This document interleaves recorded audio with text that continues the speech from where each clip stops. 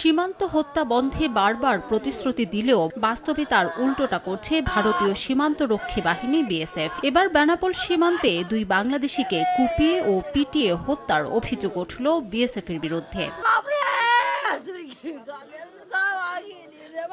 স্বজনরা জানান, বেনাপোল পোর্ট থানার দিঘিরপাড় গ্রামের শাহাবুর হোসেন ভারতে যাচ্ছিলেন কাজের সন্ধানে, আর কাগজপুকুর এলাকার জাহাঙ্গীর হোসেন যাচ্ছিলেন স্ত্রীর সঙ্গে দেখা করতে। এ সময় বিএসএফ সদস্যরা তাদের ধরে নিয়ে নির্যাতন করে হত্যার পর লাশ ইছামতি নদীতে ফেলে দেয় বলে অভিযোগ তাদের। ইন্ডিয়ায় গিয়ে মনে করেন বিএসএফ ধরে ফেলে তার শিরা কেটে দিয়েছে। বিএসএফ ধরে খুব মারধর করেছে এবং হাতের শিরা পর্যন্ত কেটে দিয়ে পানিতে ফেলে দিয়েছে। 2 জনের সংবাদ পেয়েছি তারা মৃত, আর 3 জন যে কোথায় আছে তার কোনো আমরা এখনো হদিশ পাইনি।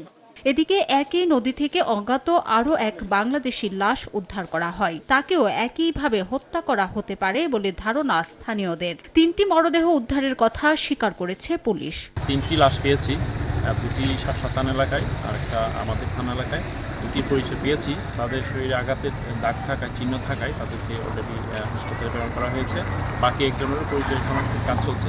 এর আগে গত 22 জানুয়ারি বিএসএফ এর গুলিতে নিহত হন বিজিবি সদস্য রহিসউদ্দিন। এ নিয়ে বেনাপোল সীমান্তে চলতি বছরই 4 বাংলাদেশি হত্যার শিকার হল বিএসএফ এর হাতে।